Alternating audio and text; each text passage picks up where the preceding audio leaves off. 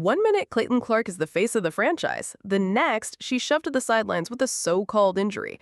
But let's cut the crap. This smells like a setup. Because while Clark is being quietly pushed out, Stephanie White is busy dragging a known traitor, Dewana Bonner, back into the team like nothing ever happened. This isn't bad luck. It's a calculated betrayal, part of a well-planned scheme no one saw coming. And the coach leading this mess? The same one who once backed Clark, now flipping sides without shame.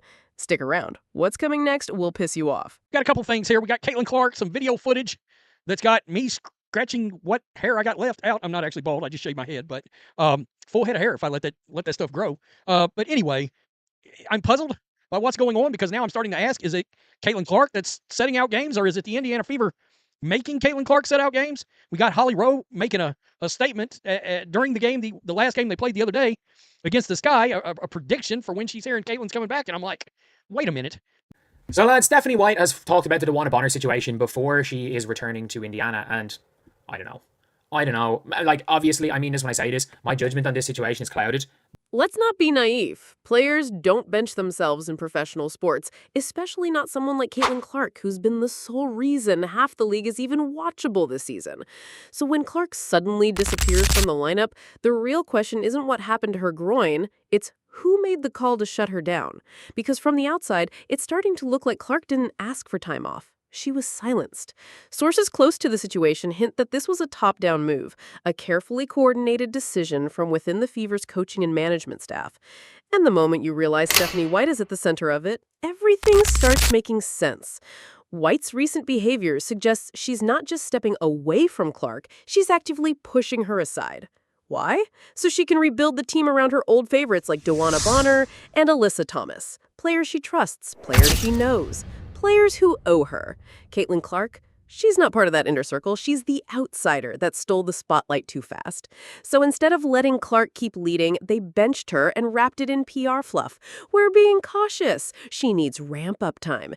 Give me a break. This isn't injury management. This is image manipulation, and Clark just became the scapegoat. Stephanie White is scared to be kicked out of the WNBA sorority. She's scared not to be invited to all the social gatherings that happen outside the league, and that's why every time she finds herself with a microphone in front of her, she's downplaying what Caitlin Clark does, and she's big-upping the rest of the league, whether it's the players on her own team, whether it's the players that aren't even in the league anymore, whether it's players on the other team, and whether it's a player that came to Indiana, robbed this organization blind, played like trash at every turn, then skipped town. It seriously feels like Stephanie White is terrified of the WNBA high command.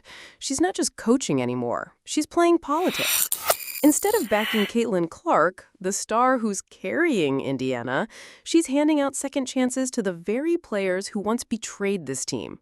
Why? Because she knows if she doesn't play along, the WNBA's powerful inner circle will turn on her. Let's not forget, she owes them big time. Word is she's been cashing in favors, and now part of that deal is clear.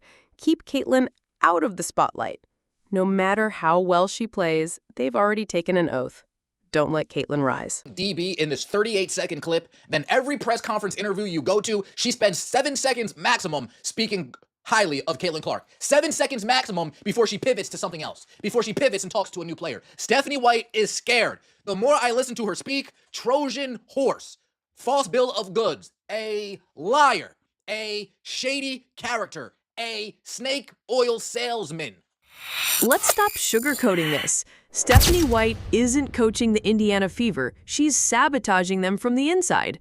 While the world sings praises about Caitlin Clark putting the WNBA on the map, Stephanie's busy dragging a ghost from the past, Dewana Bonner, back into the spotlight.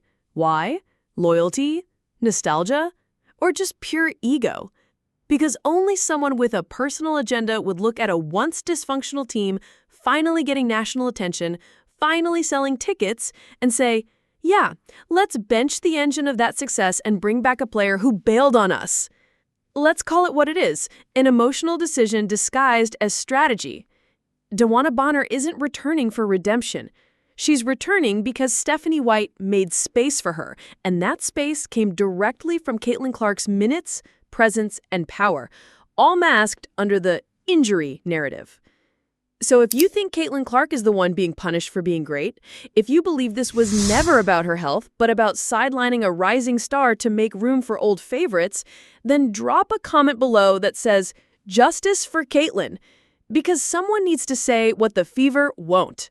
And now, making her return to Indiana after a solid 9 games, DeWanna Bonner, and the crowd goes crazy. Meanwhile, if this was Philly, meanwhile, if this was New York, meanwhile, if this was LA, she is getting booed out of the building. Every time she touches the ball, booed out of the building. Indiana Fever. Fans, this is your opportunity to express your displeasure, not only with DB leaving, but with how the organization allowed her to leave. Getting nothing for her. Not a second-round pick, not a 12th man, nothing.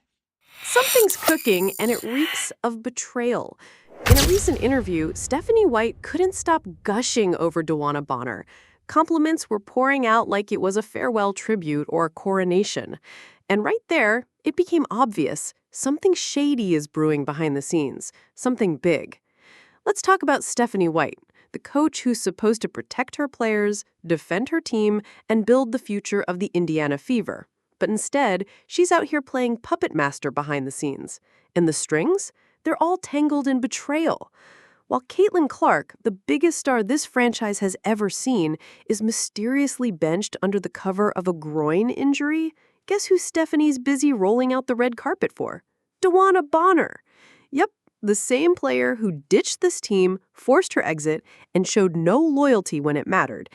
And now, out of nowhere, she's being welcomed back like some kind of returning queen? No apology, no accountability, just a full-blown reunion. But this isn't just about Bonner. This is about power, politics, and Stephanie White's real agenda. Because Bonner isn't alone. She's part of a clique, the old Connecticut Sun Circle. Stephanie White, Alyssa Thomas, DeWanna Bonner. A trio with history. A cozy inner circle that's suddenly being rebuilt piece by piece at the cost of Caitlin Clark. After the way DeWanna Bonner did this organization in order to get to the Phoenix Mercury, this is laughable. Phoebe's obviously coming back here for the first time. So how do you see her fit in with Phoenix? I think she's fit in perfectly with Phoenix. I mean, she does a really good job. Her and AP play so well together. And she does a really good job of adding a different dimension with her ability to be that stretch four, to complement, and her and Sasha being able to play on the floor at the same time with AT. She's comfortable there. She's comfortable in that system. It's going to be different to game plan against her. Her and AT both, really, honestly. After having been on the sideline with them for a couple of years, it's going to be different to game plan against her. But I'm glad that she's happy, and I'm glad that she's found her spot. I got to tell you, I mean, hey, Steph Sides right there. I mean, look, at this point, we're insulting Christy Sides. I think she scammed us. Yeah, Oak Cliff Soldier, you're right about that. Some side-eye, a lot of side-eye there. Now, let's bring in some cold, hard proof. Just recently, Caitlin Clark was spotted kicking around a soccer ball with full force, like nothing's wrong. No limp, no hesitation, no sign of pain. So let's be honest here. Does that look like someone nursing a serious groin injury? Would an elite athlete really risk her entire career like that if she were truly hurt? Of course not. What this shows is crystal clear. Caitlin Clark isn't being protected. She's being sidelined. Deliberately. Strategically. And someone high up clearly doesn't want her on that court. This isn't about health, it's about hierarchy. And Caitlin Clark is being punished for becoming too powerful, too fast. But what might be just as unbelievable is we've got Caitlin Clark out right now. And you may be like, what is this, Rhodes? Well, this is Caitlin Clark. A clip has emerged where Caitlin Clark is showing off her soccer skills. Now, we know she played soccer. I don't know if it was in high school or junior high. I've seen video of it. But she was evidently a pretty good soccer. I mean, she can do everything. Golf, soccer, you name it. Clark's background in soccer is no secret, but seeing her swing her injured leg amid a groin injury has many Fever fans singing the same tune. And we've all talked about her jumping around, and I'm going to be honest, I don't even think she ought to travel with the team. But here's Caitlin Clark right here, kicking a damn soccer ball. I mean, if anything's going to put pressure on a groin, that swinging a hook kick from soccer, I mean, did she swinging the right leg around? My God. Yeah, hello? Yeah, I mean, honestly, the groin, no. Stop moving the right leg. At this point, you could straight up say this league feels rigged. The way Caitlin Clark was seen kicking around a soccer ball with ease, we all saw it. She's fine, fit, not limping, not holding back. So what's going on? Because clearly, something's not right. Stephanie White isn't just coaching anymore. She's obeying orders from above. The WNBA elites, the so-called big bosses, want Caitlyn sidelined. And Stephanie? She's playing along. Why? Because she wants to bring back her old favorite, Dewana Bonner, and hand her the spotlight. Let's not act like this was some emotional, heartwarming comeback story. Dewana Bonner's return to Indiana isn't a reunion. It's a damn setup. And every sign points to it being rigged from the start. This wasn't some random lineup shuffle. This was a choreographed play, scripted behind closed doors long before Caitlin Clark's injury even made headlines. The truth? Bonner didn't just leave this team. She burned every bridge on the way out. She bailed. Loudly, messily, like the franchise meant nothing to her. And now, suddenly, she walks back in like none of it ever happened? Come on. Nobody in the front office questioned it. No accountability. No resistance. Why? Because this was Stephanie White's plan all along. Caitlyn's injury just opened the door, and Bonner conveniently walks through.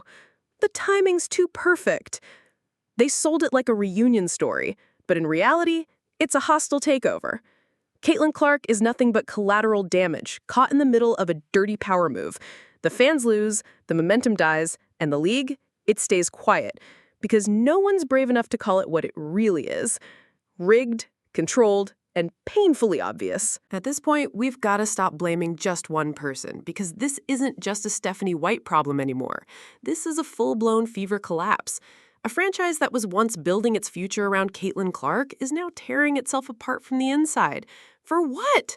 For loyalty to players who already walked out? For nostalgia? For PR favors? Let's call it what it is. The Indiana Fever folded. They had one job: protect your franchise player, the one person who revived ticket sales, revived national interest, and gave this team a face again. Instead, they left her to rot on the bench, pushed aside for a recycled version of a past that already failed. Caitlin Clark brought relevance. She brought revenue. She brought the media. But instead of protecting her, the Fever let clicks, backdoor deals, and old friendships hijack the locker room. And now, they're acting like this is normal. What's worse is they're gaslighting the fans. They want us to believe Clark's absence is precautionary, that Dewana Bonner's return is strategic. It's not. It's a damn insult to every single person who believed this team was finally headed in the right direction. You had the future in your hands, and you gave it away to bring back the past. This isn't a rebuild. It's a meltdown. If you're done watching the Fever sabotage their own future for washed-up loyalty projects, if you're sick of the lies, the manipulation, and the disrespect toward Caitlin Clark, comment "Save the Fever" before it's too late. You thought the Indiana Fever were being run by the front office? Think again. Because from the outside looking in, the real control doesn't sit with executives. It sits with a hidden power triangle: Dewana Bonner, Alyssa Thomas, and Stephanie White. Let's break it down. Stephanie coached both Bonner and Alyssa during her Connecticut Sundays. She didn't just coach them, she built her career around them. She won their loyalty, and now she's rebuilding that same inner circle here in Indiana, under everyone's nose. First move, get Caitlin Clark out of the way. Second move, roll out the welcome mat for Bonner. Third move, make the Fever look like the Sun 2.0, but with one big difference: no rising rookie star to challenge their power. It's not about what's best for the team, it's about rebuilding the clique. Alyssa is already dominating headlines and MVP talks, Bonner's back in the system, Stephanie is in full control, and Caitlin? She's just the outsider who doesn't play into the sisterhood, the one who's too big, too loud, and too unfiltered to be controlled. And you know what happens to players like that? They get shut out, quietly, brutally, and professionally, all while the real leaders smile on camera and play innocent. Make no mistake, this is a power grab, a calculated, deliberate takeover led by three people who never stop playing the game, even off the court. And while the fans beg for answers, they've already locked the doors and circled the wagons.